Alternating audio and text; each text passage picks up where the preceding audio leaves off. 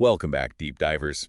Ready to dive in. Today, we're tackling long COVID, but don't worry, we're going way beyond the new normal and all that. We're talking about a potential mechanism for those, lingering symptoms. And trust me, this one's a doozy. Get this, we're going to be talking about blood clots, those busy little neutrophils in our immune system, even a connection to other coronaviruses, and you're going to want to hear this. Amyloidogenesis. Yeah, it's a pretty wild world when we get down to the molecular level. What we're learning could really change how we think about long COVID. Okay, so we all know proteins. They're like the building blocks of everything in our bodies. But what happens when those carefully folded proteins, with their elegant structures, what happens when they go haywire? Imagine a protein like, a perfect origami crane. All the folds have to be exactly right for it to hold its shape, right? Now someone comes along and just crumples it all up. Okay, I'm already cringing just thinking about that poor origami crane. Right. That's kind of what happens in amyloidogenesis. Instead of their nice, neat structure, these proteins clump together, forming these, they're called amyloid fibers, and they're kind of like microscopic burrs, And these burrs can really gum up the works, especially in something like a blood vessel. So that could be the connection to the clotting issues we see in some long COVID patients. Exactly. And here's where it gets even more interesting. Amyloidogenesis, it's not exactly a new kid on the block. We've seen this before. Now that you mention it, it does sound kind of familiar. Right. It's a process that's already been linked to diseases like Alzheimer's and type 2 diabetes. And in those cases, those amyloid clumps, they can cause some pretty serious damage. Okay, so then the big question is, what does all of this have to do with COVID-19, let alone long COVID? Well, there's this study. It's from the Journal of the American Chemical Society, and the title is, wait for it, Amyloidogenesis of SARS-CoV-2 spike protein. Catchy, right? Super catchy. But seriously, this paper suggests that the virus responsible for COVID, SARS-CoV-2, it might be playing a role in this whole protein misfolding drama. And get this, the researchers found that parts of the SARS-CoV-2 spike protein, those spiky bits that give the virus its crown-like look, the ones that help it latch onto our cells, those spikes, my friend, might have the potential to form amyloids. And we're not just talking about some theoretical mumbo-jumbo here. They actually saw it happening in the lab. No way. So you're telling me that the very thing that makes this virus so good at infecting us, the spike protein, might also be contributing to long COVID symptoms through amyloid formation? It's definitely a possibility, and a pretty intriguing one at that. And it gets even more interesting when we consider the role of our immune system in all of this. So our immune system, it's trying to do its job, right? Fight off the virus, protect us, but in doing so, it might actually be contributing to the problem. Hold on, are you saying our own bodies could be working against us in long COVID? It's a possibility, and it all comes down to those neutrophils we talked about earlier, the first responders of the immune system. Right, the ones that are like, virus alert, time to suit up. Exactly. They release this enzyme, neutrophil elastase. Think of it like their secret weapon. Okay, so what's the weaponized enzyme doing? Well, it's supposed to help break down the virus, which is great. But, and this is where it gets tricky, this enzyme, it might also be chopping up the spike protein into smaller pieces. And guess what? Those smaller pieces, they're even more likely to form those amyloid fibers. Oh no, it's like in trying to clean up the mess, they're accidentally making more mess. Pretty much. It's a classic case of good intentions potentially backfiring.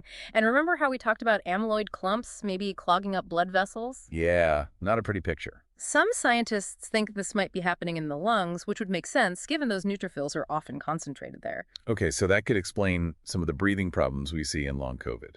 It's a possibility. And it just goes to show this virus, it's tricky. It triggers this whole cascade of events in our bodies that we're only just beginning to understand. It's like a domino effect, but on a microscopic level. Exactly.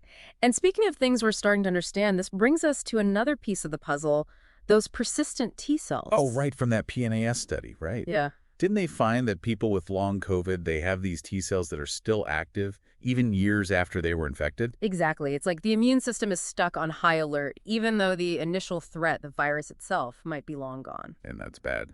Well, it means those T cells, which are usually our protectors, might actually be causing some of that long-haul misery. It's like a case of friendly fire. Okay, now you've got my attention. So how does this whole T cell thing work? So T cells are like the immune system's memory. They remember past infections, so if that same invader shows up again, bam, they're ready to fight. But with long COVID, there's this theory that the T cells, Well, they might be reacting to something other than the actual virus. Wait, what? Like what? Remember those amyloid plaques? Some scientists think those plaques could be setting off the T cells, making them launch an attack, even though the virus itself is long gone. So the T cells think they're fighting a real enemy, but it's like they're shadowboxing.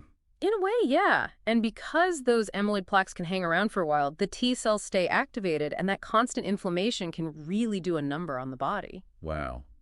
So instead of just calming down after the virus is gone, the immune system is basically stuck in overdrive, potentially attacking things it shouldn't. It's a disturbing thought, but it could be what's behind some of those persistent inflammatory symptoms that long COVID patients experience. And here's another kicker. Those T cells in long COVID patients, they actually look very similar to the T cells of people who recovered fully from COVID.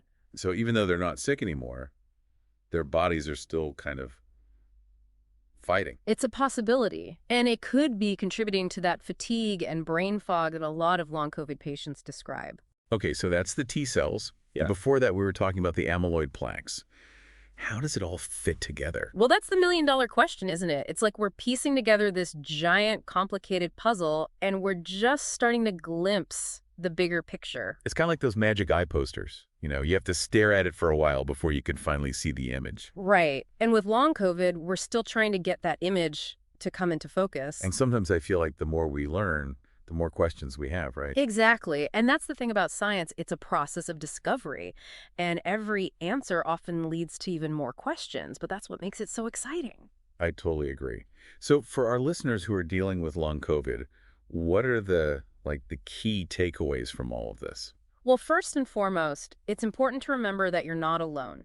This is a real phenomenon, and there are researchers all over the world working hard to understand it. And it's not just in your head, right? This isn't some psychosomatic thing. There are real biological processes happening. Absolutely. And while we don't have all the answers yet, research like this gives us some valuable clues. For example, the fact that amyloid formation might be involved. That opens up some really interesting avenues for potential treatments. So are you saying there might be ways to, break down those amyloid plaques? It's a possibility. There are already drugs being studied for other amyloid-related diseases, so the hope is that some of those could potentially be repurposed for long COVID.